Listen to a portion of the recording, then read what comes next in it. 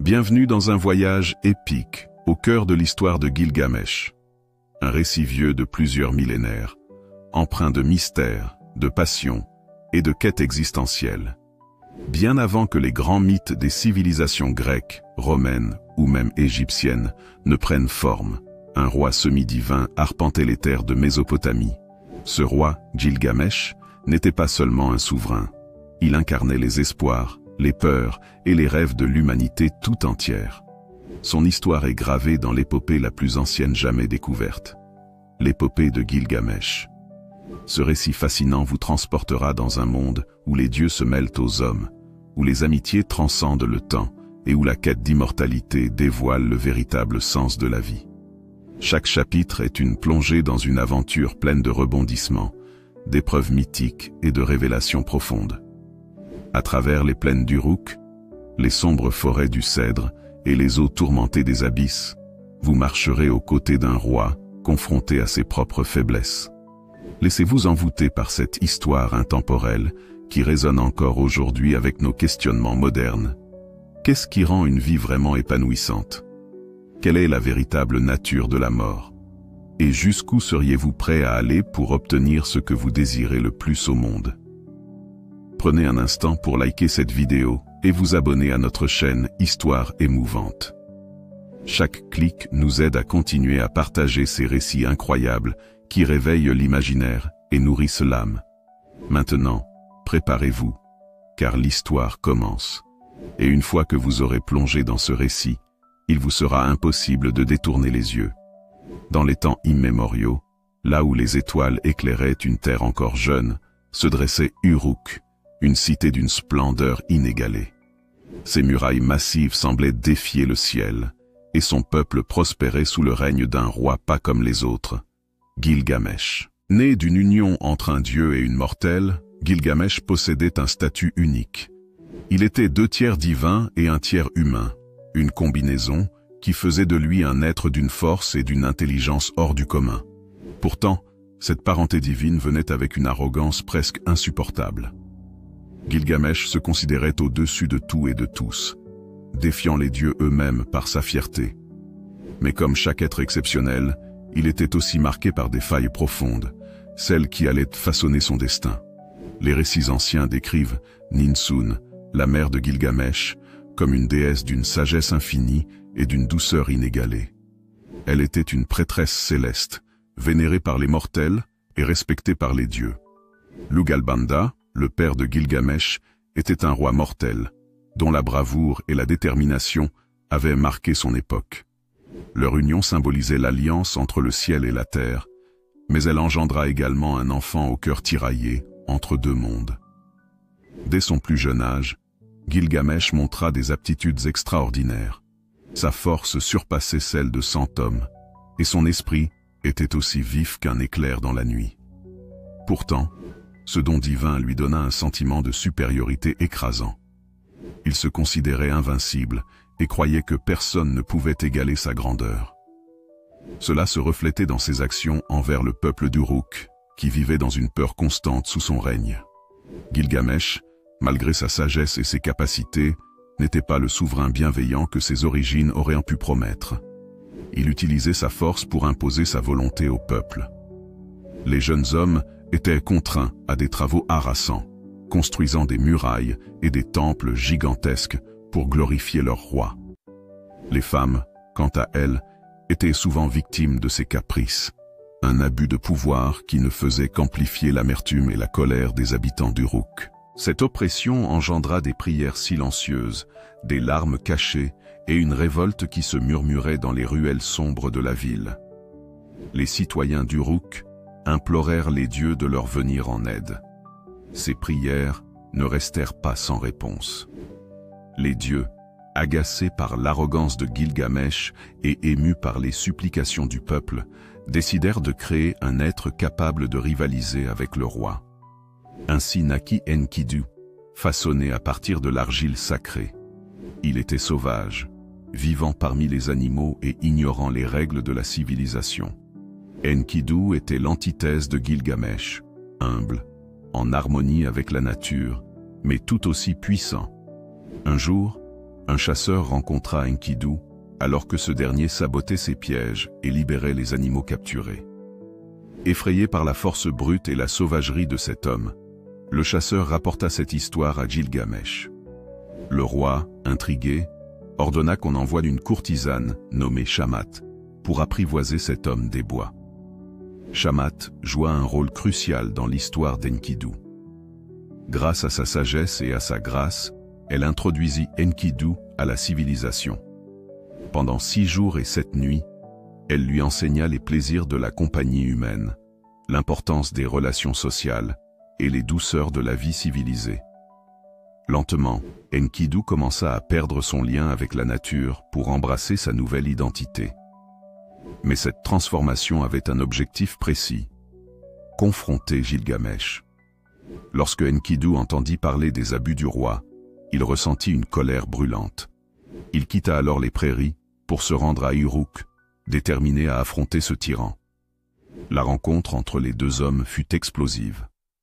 Le jour où Enkidu entra dans Uruk, Gilgamesh, fidèle à son arrogance, tenta de montrer sa supériorité. Mais Enkidu, égal en force et en courage, refusa de se soumettre. Les deux hommes s'affrontèrent dans un combat titanesque, un duel qui fit trembler les murs d'Uruk. Pendant des heures, ils luttèrent, mais aucun ne pouvait prendre l'avantage sur l'autre. Finalement, épuisés, ils s'arrêtèrent et se regardèrent avec respect. Ce moment de reconnaissance mutuelle marqua le début d'une amitié légendaire, une relation qui allait changer non seulement leur destin, mais aussi celui d'Uruk et du monde entier. Grâce à Enkidu, Gilgamesh commença à comprendre les responsabilités d'un roi. Il réalisa que la véritable grandeur ne résidait pas dans la domination ou la force brute, mais dans le service et la protection de son peuple. Cette amitié devint un point d'ancrage pour Gilgamesh, qui trouva en Enkidu un miroir révélant ses propres faiblesses et aspirations. Ainsi s'acheva le premier chapitre de cette épopée, les origines de Gilgamesh, sa tyrannie et la transformation amorcée par sa rencontre avec Enkidu. Mais l'histoire ne faisait que commencer. Ensemble, les deux héros allèrent se lancer dans des aventures qui les mèneraient au-delà des frontières du monde connu, face à des dieux, des monstres et des vérités universelles. Gilgamesh et Enkidu, désormais liés par une amitié inébranlable, étaient comme deux faces d'une même pièce. Leur force, leur courage et leur volonté de conquérir le monde en faisaient des figures redoutables. Cependant, l'esprit de Gilgamesh restait hanté par un désir dévorant. Il voulait que son nom traverse les âges. Il souhaitait accomplir un exploit si grand que les générations futures chanteraient de ses louanges à jamais. C'est ce désir d'immortalité par la gloire qui les poussa à entreprendre une quête audacieuse: abattre Humbaba, le gardien sacré de la forêt des cèdres. Mais cette quête, bien plus qu'un simple exploit, allait les confronter à des dangers immenses, aux volontés des dieux et à la nature même de l'humanité. La forêt des cèdres était un endroit mythique, décrit comme un sanctuaire divin où les arbres s'élançaient vers le ciel, leurs cimes touchant presque les nuages. Mais cette forêt, si magnifique, était aussi protégée par un gardien terrible, Humbaba. Créature colossale à l'apparence effrayante, Humbaba était connu pour son souffle brûlant et sa voix qui résonnait comme un tonnerre. Il servait Enlil, le dieu des tempêtes et de la terre, et veillait à ce que nul mortel n'ose souiller ce lieu sacré. Pour Gilgamesh, tuer Humbaba représentait une double victoire, un défi à l'ordre établi par les dieux et une opportunité d'inscrire son nom dans les légendes. Enkidu, bien que plus hésitant, finit par accepter, animé par son amitié pour Gilgamesh et le désir de prouver sa propre valeur. Avant de se lancer dans cette aventure périlleuse, les deux héros entreprirent de grands préparatifs. Gilgamesh consulta sa mère, Ninsun, la déesse sage, pour obtenir sa bénédiction et ses conseils. Ninsun, bien que réticente face à l'imprudence de son fils, finit par invoquer Shamash, le dieu du soleil, pour qu'il les protège durant leur voyage. Enkidu, quant à lui, connaissait mieux les dangers de la forêt et tenta de mettre en garde Gilgamesh.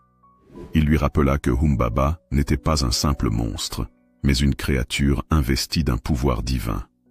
Malgré ces avertissements, l'enthousiasme de Gilgamesh ne faiblit pas.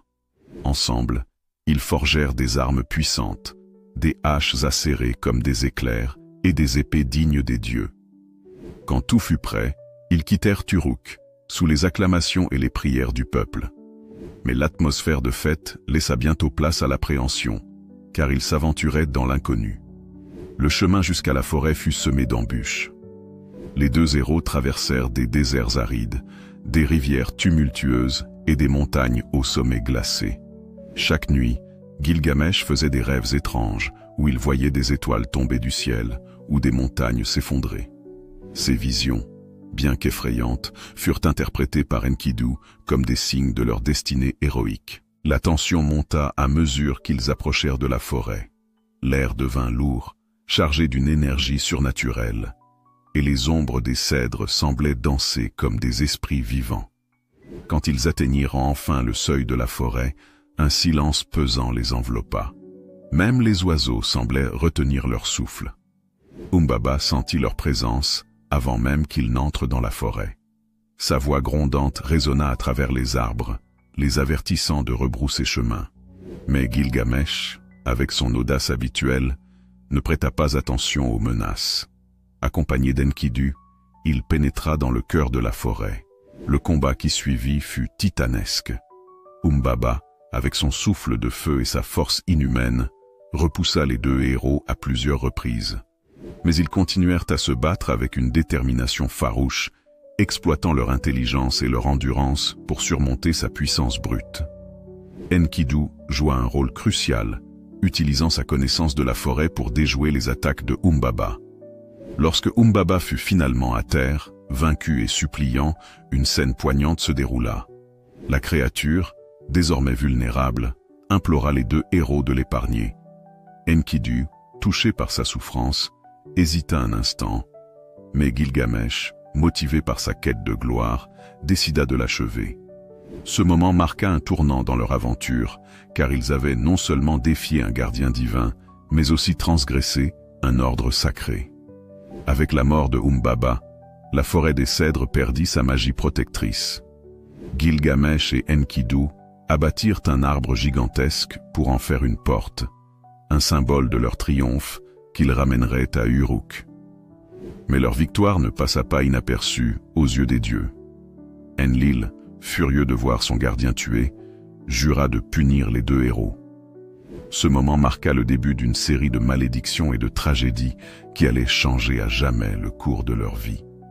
De retour à Uruk, Gilgamesh fut accueilli comme un héros, mais il sentait déjà l'ombre des conséquences peser sur lui. Enkidu, quant à lui, commençait à ressentir un étrange malaise, comme si la forêt elle-même avait laissé une empreinte sombre dans son âme. Le triomphe renforça leurs liens, mais aussi les questions qu'ils portaient sur le sens de leurs actes. Enkidu, souvent plus réfléchi que Gilgamesh, commença à se demander si leur quête de gloire valait les sacrifices qu'elle exigeait. Gilgamesh, bien qu'aveuglé par son ambition, ne put ignorer les doutes de son ami. Leurs discussions devinrent plus profondes, portant sur la vie, la mort et le véritable but de leur existence. Enkidu, qui avait appris la sagesse de la nature, apporta une perspective différente, poussant Gilgamesh à réfléchir à sa propre mortalité.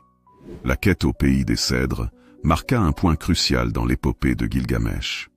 Elle révéla non seulement la force des deux héros, mais aussi leurs faiblesses et leurs aspirations contradictoires. Ce triomphe, bien que glorieux, portait en lui les graines de leur chute. Le vent avait soufflé fort sur Uruk après le retour triomphal de Gilgamesh et Enkidu. Le peuple de la cité célébrait leur victoire sur Humbaba, et les chants de gloire résonnaient dans les rues. Pourtant, derrière les festivités, une ombre grandissait, un pressentiment de vengeance divine qui allait bientôt se déchaîner sur les deux héros. Les dieux, fâchés par l'irrévérence des deux hommes, ne tardèrent pas à manifester leur colère. Enlil, le dieu du vent et de la terre, dont Humbaba était le gardien, était particulièrement enragé par la mort de son serviteur. Mais ce ne fut pas seulement la mort de Humbaba qui provoqua la fureur divine. Ce qui choquait les dieux, C'était la présomption de Gilgamesh de défier les lois naturelles, de penser qu'il pouvait s'imposer face à des forces surnaturelles, comme s'il était au-dessus des dieux eux-mêmes. Et ainsi, la tragédie commença à se dessiner pour Gilgamesh et Enkidu, deux hommes qui avaient recherché la gloire à tout prix, sans se rendre compte que cette quête les conduirait au bord du gouffre. Les conséquences des actes de Gilgamesh et Enkidu ne tardèrent pas à se manifester. Peu de temps après leur retour à Uruk, Enkidu, qui semblait avoir été épargné par le sort jusque-là, commença à se sentir mal. Des signes de faiblesse apparurent, son corps se coucha, ses muscles se durcirent, et son esprit s'emplit d'une douleur mystérieuse. Enkidu savait que quelque chose de terrible s'était déclenché en lui. Il avait compris que les dieux avaient réagi à leur défi, et que la malédiction divine s'était abattue sur lui. Comme un miroir du monde naturel qu'il avait autrefois incarné, son corps se dégradait à vue d'œil. La douleur s'intensifiait, et bientôt, il se retrouva alité, son esprit et son corps luttant contre une force qu'il ne pouvait contrôler. Gilgamesh, profondément affecté par la souffrance de son ami, tenta désespérément de trouver un moyen de le sauver. Il chercha l'aide des dieux, pria avec ferveur et offrit des sacrifices, mais aucun miracle ne survint. Les dieux étaient intransigeants.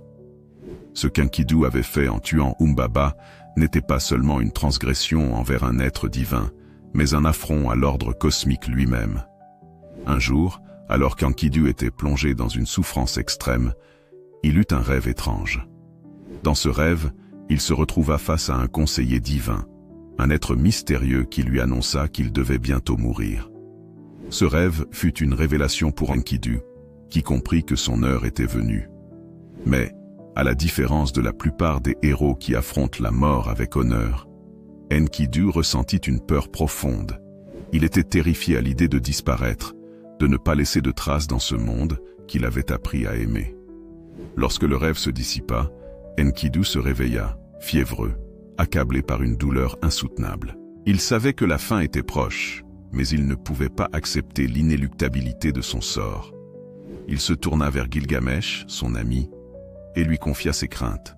« Je vois la fin qui m'attend, Gilgamesh. J'ai vu la demeure des morts, la maison d'Irkala, la déesse du royaume des ténèbres. C'est là que je vais aller, et je ne reviendrai pas. Quelqu'un de grand et de puissant doit partir, pour que la gloire de notre quête soit achevée. » Gilgamesh, fou de chagrin, se laissa tomber à genoux. Il refusait de croire que son ami allait mourir, qu'ils étaient condamnés à souffrir pour leurs actes. Ensemble, ils avaient défié les dieux, mais à présent, la fatalité les frappait de plein fouet. Les jours passèrent, et Enkidu devint de plus en plus faible. Le destin se referma sur lui comme un piège. Finalement, dans un dernier souffle, Enkidu rendit son âme. Il mourut dans les bras de Gilgamesh, qui se sentit brisé par la perte de son ami. La douleur de la perte d'Enkidu fut insupportable pour Gilgamesh. Il ne pouvait accepter que la personne la plus proche de lui disparaisse ainsi, emporté par une force qu'il ne comprenait pas. Pour la première fois de sa vie, Gilgamesh fut confronté à la réalité de la mort et de sa propre vulnérabilité. La mort d'Enkidu plongea Gilgamesh dans un désespoir profond. Il ne mangeait plus, ne buvait plus, et passait ses journées à errer dans les rues d'Uruk, perdu dans ses pensées.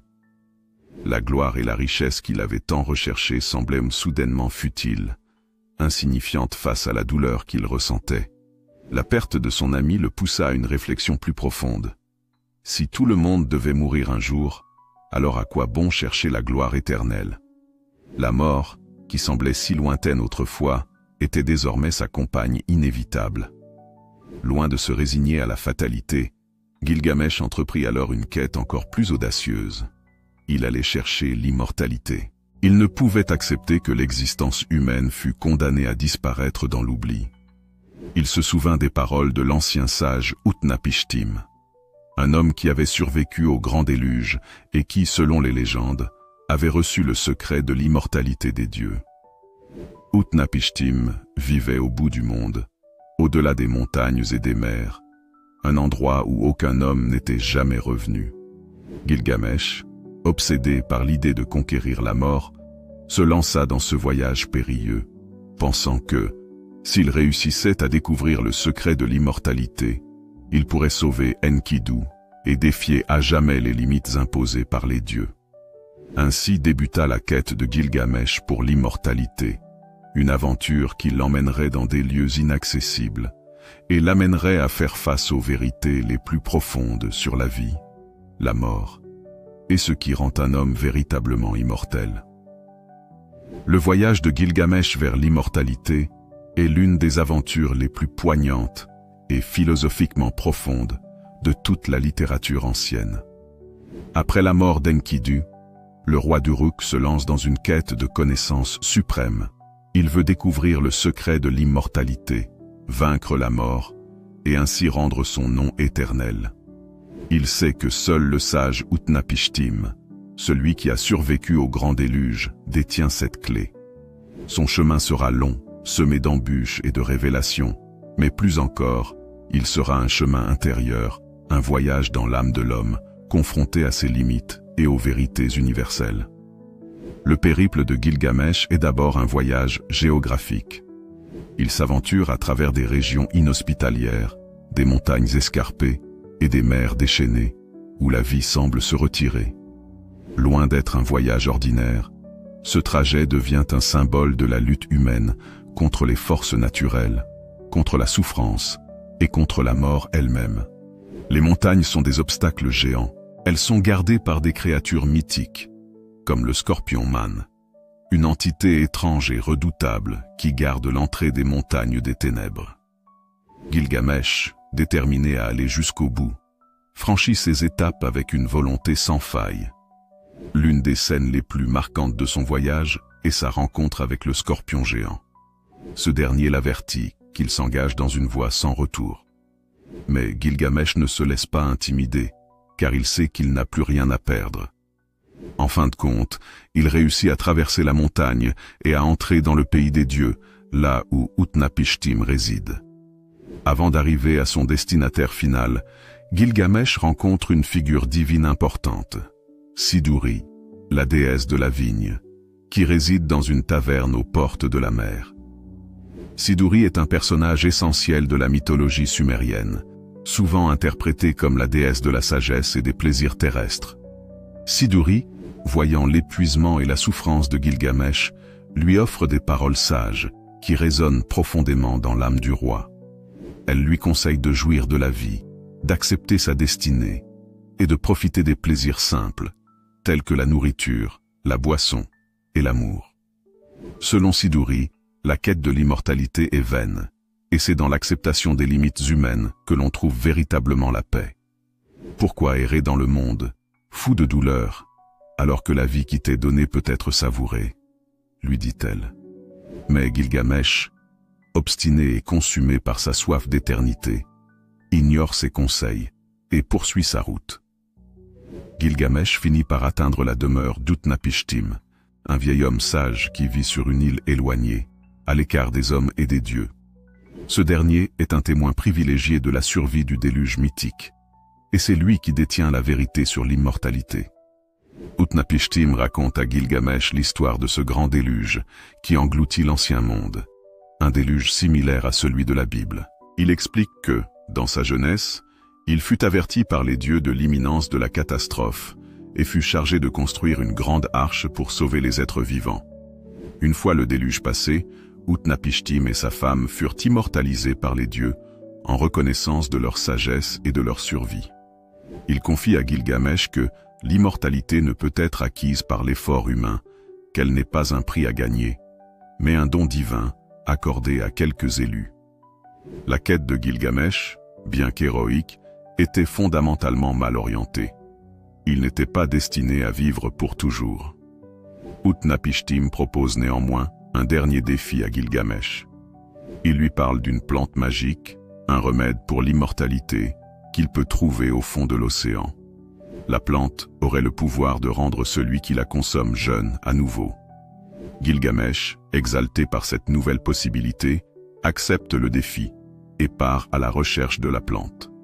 Gilgamesh parvient à récupérer la plante, qui a la réputation de rendre immortel celui qui la consomme. Cependant, alors qu'il revient à Uruk, fatigué de son périple, il fait une halte près d'un puits. Là, une créature, souvent décrite comme un serpent, vole la plante et s'échappe.